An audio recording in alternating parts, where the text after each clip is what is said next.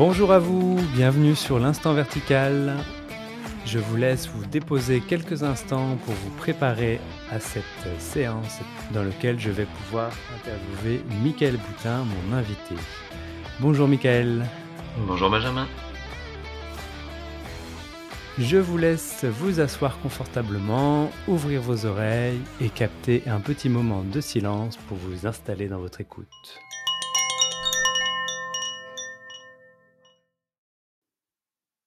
Aujourd'hui, je suis avec Mickaël Boutin, un ami à moi de longue date que je vais vous présenter tout de suite. Mickaël, on s'est rencontrés il y a quelques années dans le milieu des écoles démocratiques, où on a œuvré ensemble dans différentes structures. On s'est re-rencontrés un peu plus tard quand on a créé ensemble le labo des pratiques restauratives, où on a expérimenté avec différents groupes la dimension du conflit. Et aujourd'hui, tu vis à l'éco-village de l'Aérium dans les Cévennes, où tu t'investis beaucoup pour expérimenter la vie en communauté. Et tu exerces également le métier de facilitateur spécialisé, notamment dans les relations humaines, tout ce qui est gouvernance et le conflit. Ça te parle comme présentation ? Oui, c'est bien ça, merci. Ouais, et je sais, donc pour t'avoir côtoyé pas mal, que tu as un rapport particulier au silence, notamment dans tes gestes, dans les paroles, que le silence prend une place particulière dans ta vie, d'où mon invitation pour être mon premier invité de l'Instant Vertical. Alors, pour commencer, je te pose une question. Qu'est-ce que ça évoque pour toi? Comment ça résonne pour toi, le fait de revenir à la verticalité dans l'instant? Merci pour cette invitation, merci pour la question. Donc ce que ça évoque pour moi, l'instant vertical, et qui m'a assez vite frappé quand j'ai entendu la présentation de ce nouveau podcast que tu proposes, c'est vraiment la question de la présence. Donc la présence dans l'instant, et c'est quelque chose que je cherche, ouais, à développer, à pratiquer le plus souvent possible, parce que c'est quelque chose qui me nourrit de la qualité de présence que je peux avoir dans l'instant, dans ce que je vis, dans ce que je partage. Euh, Effectivement, il y a cette notion de silence qui est très présente aussi, parce que pour moi, ça fait partie pleinement des éléments qui me permettent de gagner en qualité de présence, pour être présent à ce que je vis. Et pour moi, le silence et la présence, euh, dans cet instant vertical, elles me viennent beaucoup d'une forme d'écoute. Être en présence, être en silence, pour moi, ça me permet de développer l'écoute. Et, euh, et cette écoute, c'est pas juste entendre avec mes oreilles. C'est vraiment comme si tout mon être se mettait à l'écoute de ce qui est là, maintenant. Du coup, avec toutes mes perceptions, tous mes champs sensoriels et mes sens, toute ma perception plutôt énergétique. Ouais, vraiment, ce qui est pour moi vraiment une pleine présence. Et donc, c'est ça qui me permet d'être à l'écoute. Donc, à l'écoute de mon environnement, des gens autour de moi, de ce qui se passe, de ce que je ressens. Et donc, ouais, à l'écoute de ce qui se passe à l'intérieur de moi aussi. Ok, comme si cette écoute, du coup, ce lien donc à la présence que tu évoques, te permettait en fait de revenir à une écoute, on va dire, multisensorielle, comme s'il y avait plus seulement le son, mais bien différentes tranches, différents outils, on va dire, qui composent notre être, qui redevenaient accessibles. Ouais, c'est ça. Et du coup, effectivement, je pense qu'au début, où j'étais plus il y a longtemps, dans le fait des fois de subir le silence, et du coup d'être juste à l'écoute euh, par mes oreilles. Euh, je j'avais pas forcément cette qualité-là de présence et le fait de m'autoriser d'utiliser cette compétence d'écoute et de silence pour quelque chose de plus large, de plus plein, me permet effectivement de développer d'autres dimensions de mon écoute, comme effectivement comme je le disais, avec les différentes perceptions. J'ai repensé récemment à une citation de Alfred Vaness, qui est un psychologue, qui disait écouter l'autre, c'est comprendre ce qui n'est pas dit. Donc Mmh. pour moi, dans mon métier de facilitateur, il y a vraiment cette dimension en fait d'aller au-delà des mots. Et donc effectivement, il y a cette chose qui est souvent connue que la communication non verbale, c'est ce qui communique le plus le message. Mais vraiment, donc il y a les aspects sensoriels, corporels, auditifs, tout ce qu'on veut. Mais il y a vraiment aussi toute une dimension de perception énergétique de ce qui se passe dans le champ, de ce qui se joue entre les personnes et de comment ça résonne à l'intérieur de moi.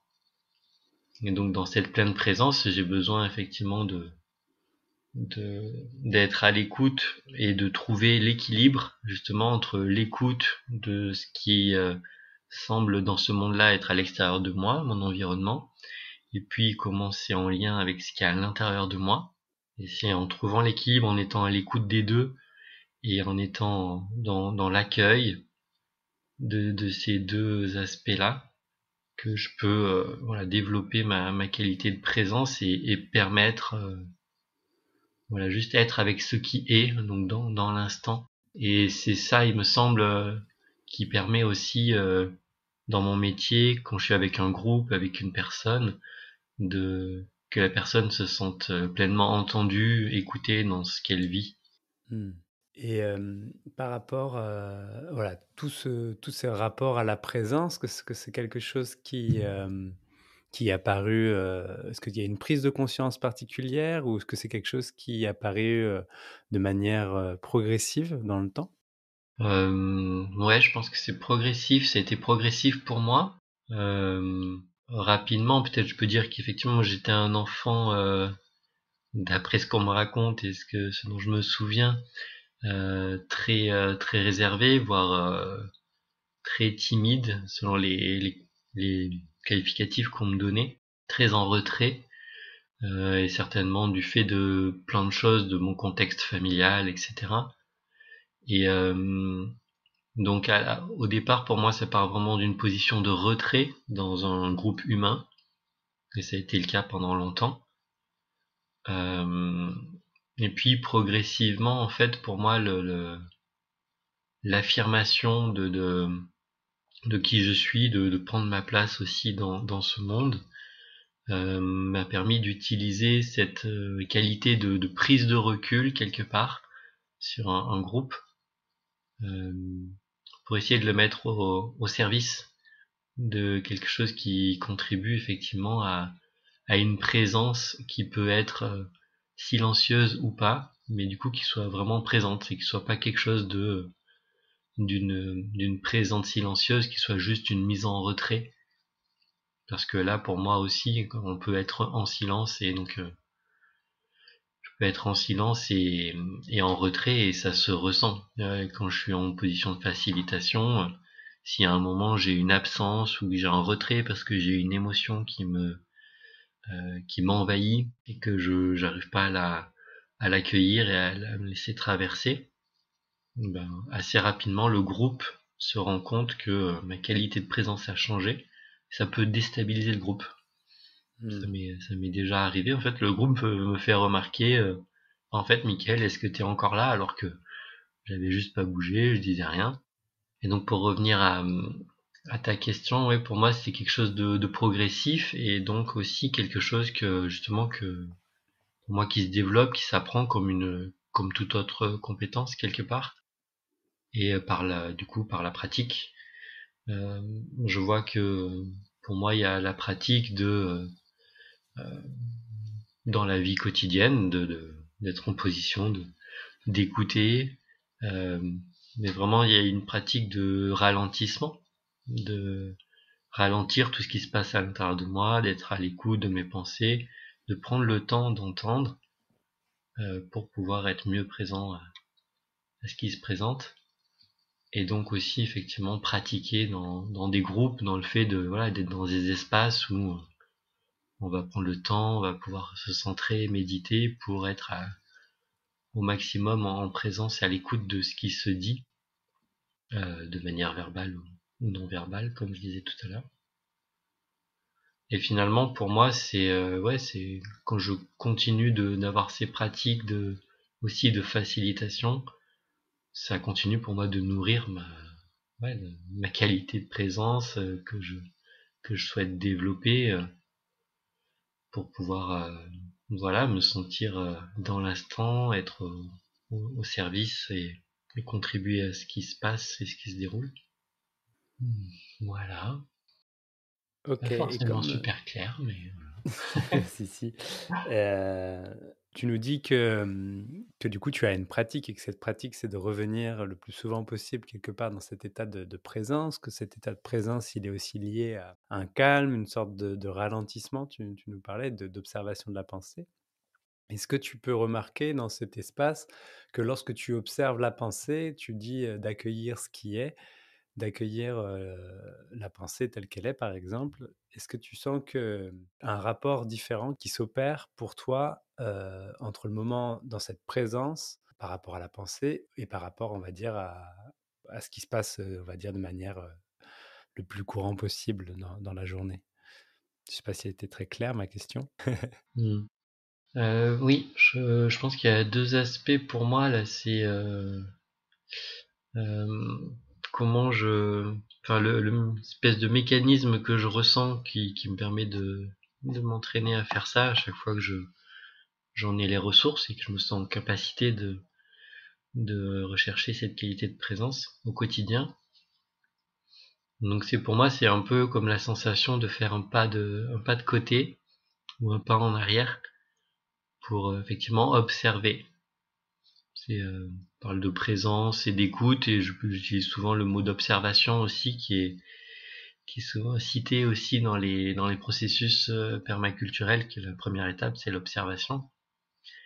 Et si j'arrive à faire un pas de recul justement pour m'observer, donc observer mes pensées, observer mes émotions, observer comment je suis dans mon corps, et bien déjà ça va m'apporter pour moi tout de suite de la détente et de l'apaisement en fait, et donc ce ralentissement dont je parlais. Ouais, je crois que c'est cette deuxième chose, c'est que ce que je ressens, ouais, c'est vraiment de l'apaisement et comme une relativité aussi. Je peux voir les choses avec plus de recul et voir que c'est tout à fait relatif ce que je suis en train de vivre. Et donc chercher à être moins dans la réaction, mais trouver un endroit plus centré en moi qui va pouvoir agir, que ce soit une parole, une action, de manière qui me semble plus alignée et pas forcément en réaction avec quelque chose d'agité à l'intérieur de moi. Est-ce que tu as un exemple? Tu parlais de je sais que tu interviens beaucoup sur les dimensions des conflits. Ta posture, elle change beaucoup entre le fait, d'être dans cette écoute, de cette présence, dans ton rapport au conflit, voilà, peut-être un conflit que toi tu vis ou, dans lequel tu accompagnes. Est-ce que ça comment tu abordes le conflit, par exemple?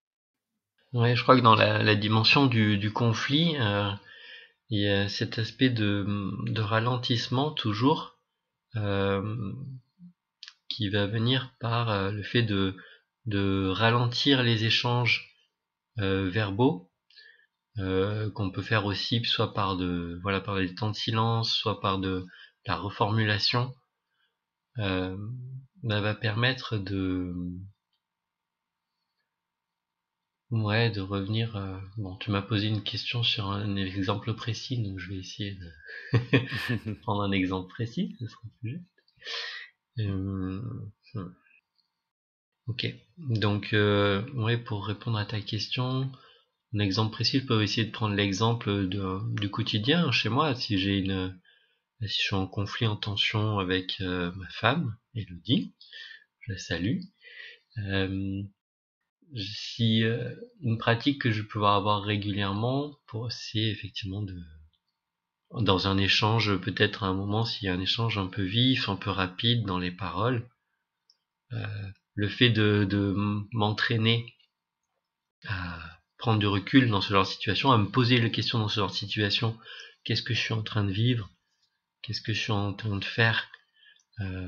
Ok, là, je suis en train de réagir à ce qu'elle me dit ou de vouloir lui envoyer plein de choses. Et donc là, je peux commencer à observer mes pensées, mes émotions, ce qui se passe dans mon corps, prendre du recul, dire ok, attends, là, j'ai besoin peut-être de faire un temps de silence ou de m'asseoir, d'être du coup posé pour être à l'écoute de mon corps. Et ça va me permettre d'essayer de redescendre un petit peu en pression et pour me sentir plus effectivement en présence de moi-même et de ce qui est là et dire en fait ouais là, ok, là il y a peut-être une émotion qui m'agite et donc mieux l'observer, éventuellement la nommer. Et là je me suis seulement plus présent à ce qui se passe pour moi et du coup ensuite dans l'idéal plus présent à ce qui se passe aussi pour l'autre pour pouvoir entendre ce qu'elle me dit. Donc, bien sûr ça pour moi ça va dépendre de plein de facteurs, voilà, de ma qualité de disponibilité sur le moment, de mes ressources. Mais comme je disais, le fait de ralentir et de prendre un peu de recul, déjà, justement, ça me permet de trouver les meilleures conditions pour moi pour être à l'écoute. Et du coup, il y a un moyen pour toi de favoriser ces conditions qui te permettent en fait d'avoir accès à cette présence? Ben, les moyens, je pense que c'est ce qui me vient, c'est à la fois un peu l'habitude, du coup la connaissance de moi, de mes mécanismes de réaction et de voir du coup dans quel type de situation, quels sont mes besoins. Ok, je sais que j'ai besoin en général pour discuter par exemple de quelque chose d'un peu sérieux, profond. Je vais avoir besoin moi d'être posé, d'être dans un environnement calme, donc d'être attentif à ces signaux-là. Euh, donc ça c'est une forme de voilà une partie de la connaissance de moi, l'expérience que j'en ai qui peut m'aider. Une autre partie peut-être ça va être une forme de respiration. Je sens que régulièrement, voilà, le fait d'avoir l'habitude d'être attentif à ma respiration, ça va me permettre au quotidien, si à un moment je sens que ça s'emballe, d'être plus à même de le sentir, de le repérer, de pouvoir redescendre. Et ça va être aussi, du coup, voilà, la pratique de l'écoute de mes sensations corporelles.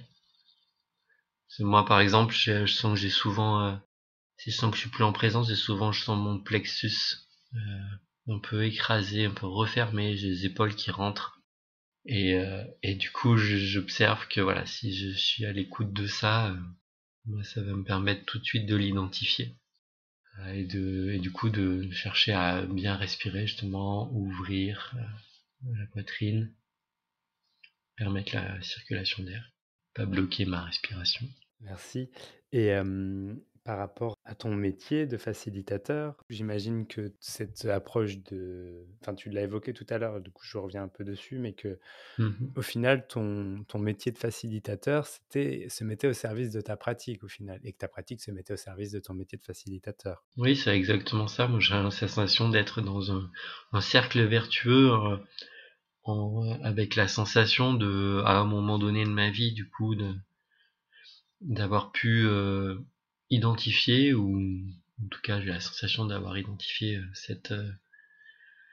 à quel endroit je pouvais vraiment être compétent et contribuer au monde en fonction de ce que je suis, de ce que j'ai l'impression d'être, de voir chez moi. Et que du coup, lorsque je suis à cet endroit-là, je me sens dans un cercle vertueux qui se nourrit de ce que je suis, ma manière d'être, est au service du groupe de ce qui se joue et, et me nourrit énormément pour me faire grandir, voilà, me sentir dans un espace plus large, me grandir en spiritualité, en compétences. Et voilà, c'est comme si l'un nourrit l'autre.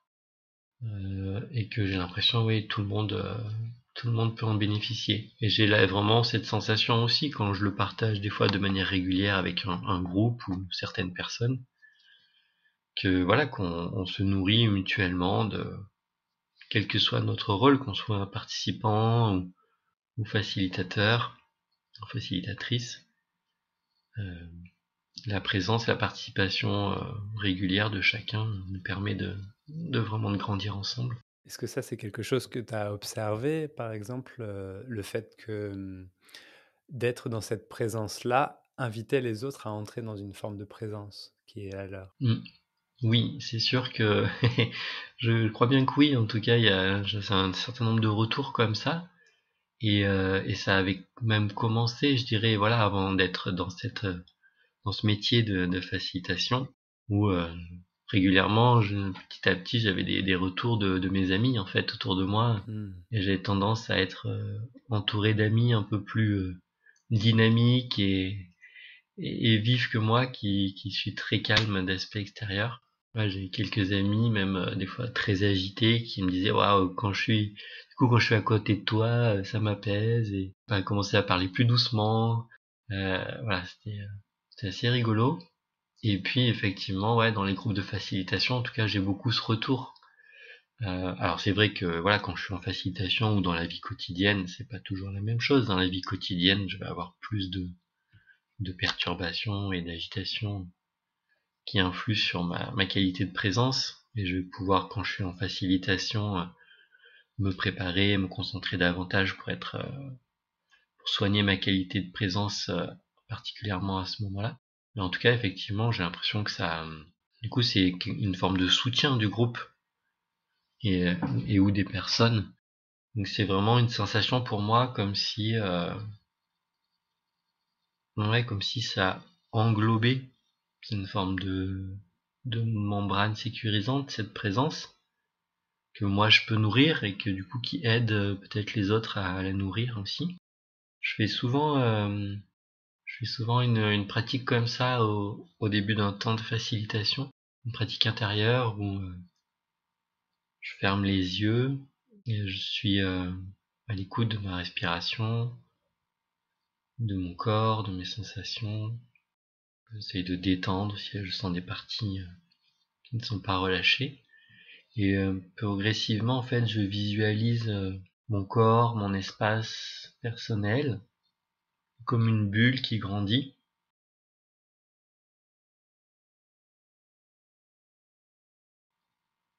Je visualise vraiment l'espace vital qui est autour de moi, que j'appelle comme ça en tout cas. Et petit à petit, quand je le sens, je visualise que j'augmente la taille de cette bulle.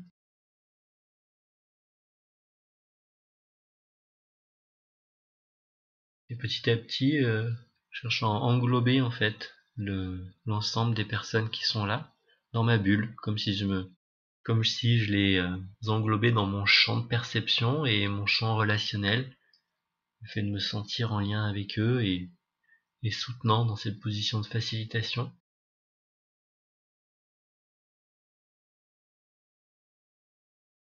Et donc, avec ce genre de pratique, je pense que, effectivement, pour moi, c'est vraiment perçu, même par des personnes qui seraient peut-être pas forcément réceptives à des notions énergétiques ou autres, que cette sensation où je suis en présence et souvent de manière silencieuse, elle est vraiment, cette présence est vraiment soutenante pour se sentir en confiance, en sécurité, pour être entendu. Comme si la présence faisait tout de suite ressortir ce genre de qualité, en fait. Là, quelqu'un en présence inspire pas de la crainte, il inspire de la confiance, par exemple. Oui, j'ai l'impression en tout cas, et donc avec effectivement des retours que j'ai, comme je disais, et puis effectivement moi quand même quand je suis moi, avec un autre facilitateur, une autre facilitatrice ou quelqu'un qui m'inspire de par sa qualité de présence, ben moi je le ressens aussi, je crois, très fortement. Ça m'apporte ouais, de la confiance, de la détente, j'ose plus facilement m'exprimer si je sens cet espace ouvert. Et, euh, et quelque part, ouais, j'ai l'impression que ça m'invite, pour revenir au thème de l'instant vertical, ça m'invite ouais, à être présent là, à ce qui est là pour moi et à pouvoir sortir un peu plus facilement de mes agitations, de mes projections dans le futur ou mes ruminations du passé et d'être ouais, avec ce qui est là maintenant. Et d'ailleurs, ça me fait penser, voilà, dans ces notions de gestion de conflit, transformation de conflit, on va beaucoup travailler ces choses-là où il y a des ruminations du passé, des choses accumulées. Mais c'est comme si on avait souvent besoin, en tout cas, d'une phase de brassage, de reconnaissance de ce qui s'est passé. Mais en même temps, une fois que ça s'est déposé au fur et à mesure, cette qualité de présence enfin, ça nous permet de libérer ça et d'aller vers de la qualité de présence. Et ok, et là, on est maintenant là, en présence, avec d'autres êtres humains. Et, euh, et du coup, il y a ouais, une forme de détente d'être dans l'instant présent. C'est comme si, bah, globalement, en fait, tout est là et tout va bien dans l'instant maintenant.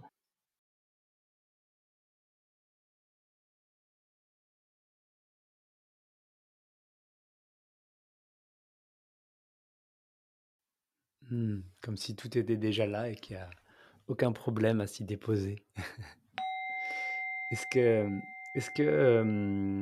par rapport à ce que tu es en train de dire sur la présence, que je trouve très intéressante, c'est cette approche, c'est-à-dire que quelque part, la présence va découler du fait de s'ouvrir à ce qui est en train d'être vécu maintenant ou de ce qui a besoin de s'exprimer maintenant. Et le fait de s'ouvrir à ça engendre aussi également du coup, cette présence, encore une fois, dans l'instant, que c'est nécessaire de reconnaître, de s'ouvrir à ce qui est pour se plonger dans la présence. Ouais, j'ai l'impression que peut-être que l'un nourrit l'autre aussi, là aussi un cercle vertueux de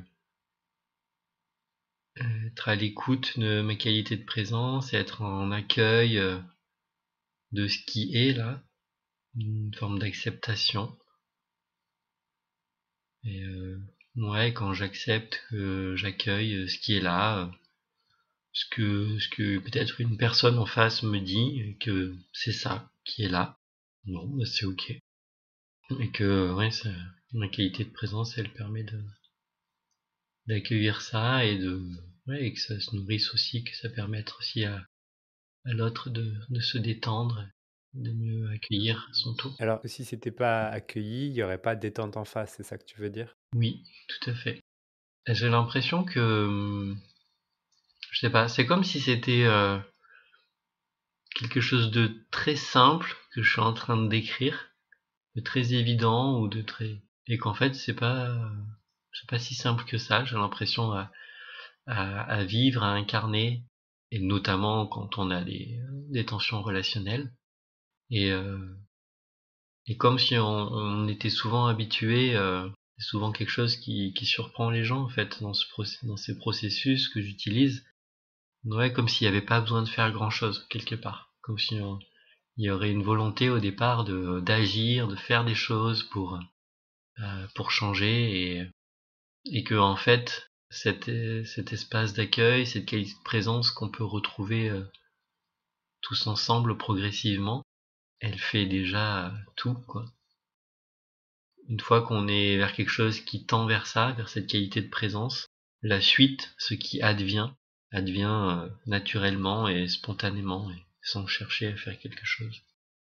Merci, merci Michael. Et si tu avais un conseil à donner aux personnes qui nous écoutent sur ta vision, en tout cas de la présence, qu'est-ce que tu aimerais leur partager? Eh bien, ce que j'aimerais partager de manière assez évidente, peut-être comme tu disais au début, c'est que pour moi, la notion de silence, elle est très importante, surtout dans notre société occidentale contemporaine, avec beaucoup, pour moi, beaucoup d'agitation, beaucoup de bruit, donc beaucoup de paroles aussi.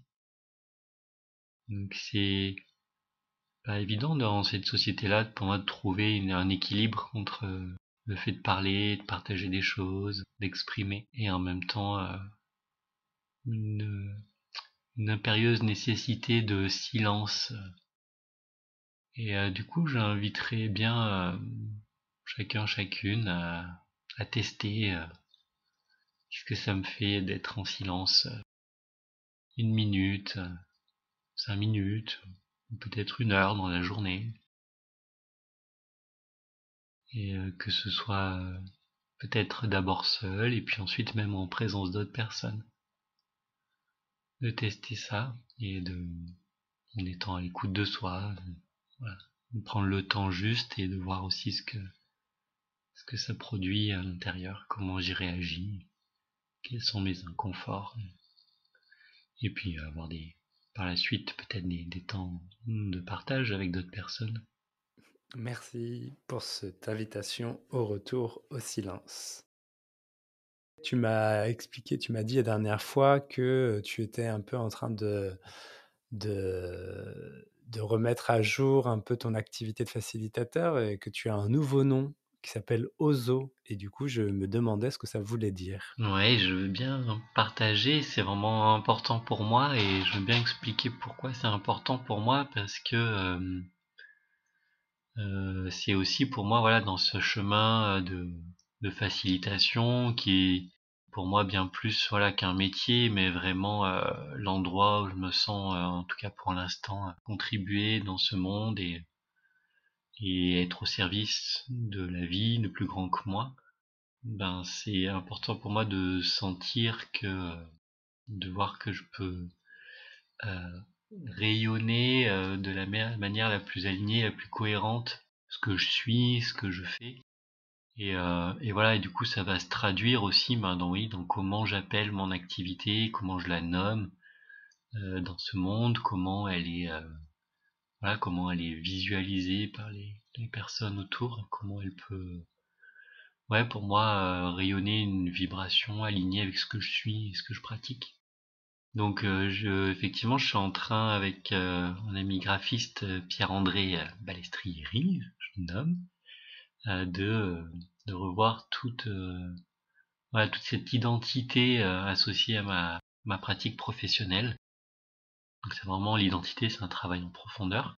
Donc, on va refaire voilà l'ensemble de ma communication aussi. Et donc, j'ai choisi ce nom, Ozo, qui me suit un peu depuis quelques années et qui m'est revenu donc récemment. Voilà, je l'avais découvert dans un livre qui s'appelle Siècle bleu, qui est un roman. Et puis après, j'avais un peu fait des recherches, voilà. Puis ça m'est revenu récemment en faisant de nouvelles rencontres. Et Ozo, en fait, c'est à la fois une inspiration pour moi et un hommage d'utiliser ce nom-là. Ozo, c'est pour moi, dans ce que j'en ai compris, c'est une philosophie de vie, de manière de voir la vie qui vient des Indiens Navajo.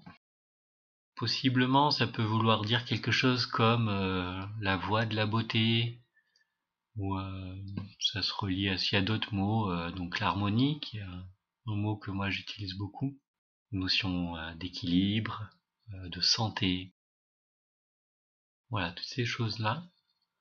Et c'est relié pour moi à une forme de compréhension chez un être humain, en fait, et dans un groupe, lorsqu'on va sentir une forme de dysfonctionnement, de désalignement avec quelque chose comme je sais pas, de la cohérence du cosmos, de l'harmonie cosmique, pour utiliser des gros mots.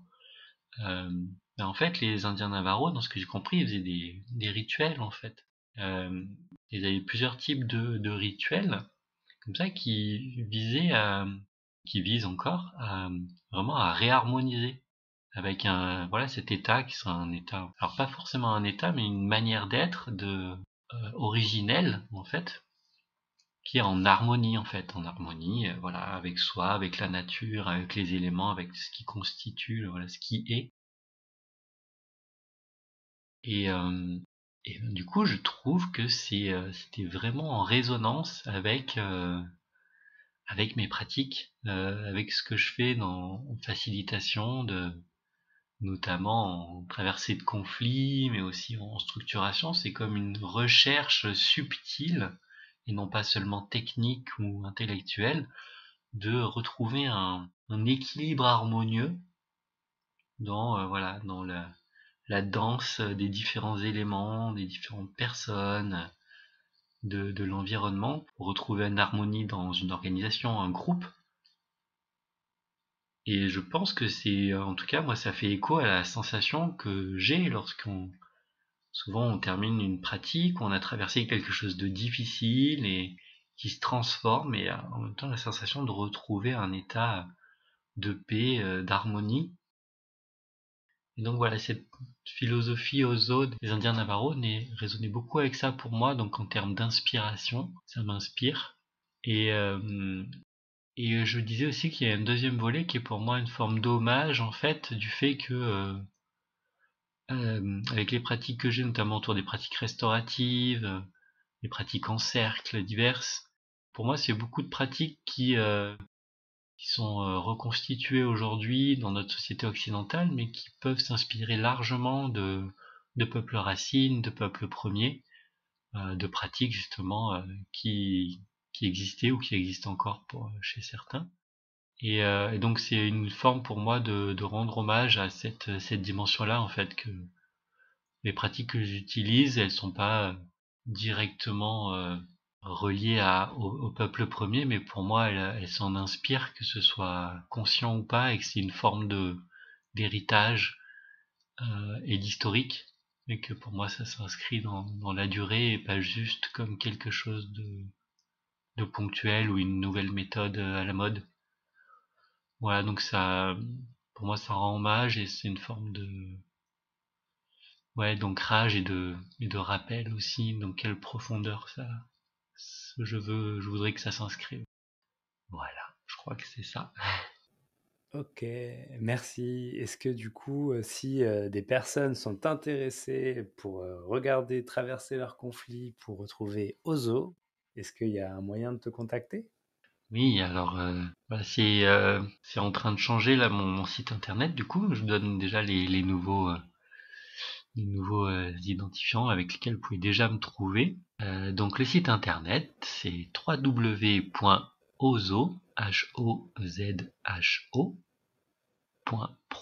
P-R-O. Mon adresse mail, c'est Michael, M-I-C-H-A-E-L, @ozo.pro. Et je suis aussi sur le réseau LinkedIn, Michael Boutin. Merci Michael, merci pour ton partage sur ce ralentissement, ce silence. Et est-ce que tu as un dernier mot? Un dernier mot. Eh ben, moi, vraiment, je te remercie beaucoup, Benjamin. C'est un sacré exercice pour moi de parler de mes pratiques, de mettre de la conscience sur ce que je fais, comment je travaille ma qualité de présence. Et donc c'est aussi vraiment une grande chance, je trouve, de pouvoir partager autour de ça. J'ai pas forcément beaucoup l'opportunité d'aller aussi loin dans la compréhension et la profondeur, donc au-delà de ce qui peut être vu des fois dans les pratiques en surface. Donc merci pour cette recherche de profondeur et cette proposition de l'instant vertical qui je pense aussi moi aussi va me nourrir à l'écoute de ce que toi tu as envie de partager, et puis des autres interviews. Ravi de tout ça. Merci. Merci Michael. Merci beaucoup et c'est la fin de ce podcast. Je vous souhaite à tous une agréable semaine dans le rappel de cette verticalité de l'instant. Je vous invite à suivre les actualités sur les réseaux sociaux et nous nous retrouvons la semaine prochaine pour un nouvel épisode. Je te laisse à l'écoute de ce silence, dans la verticalité de cet instant.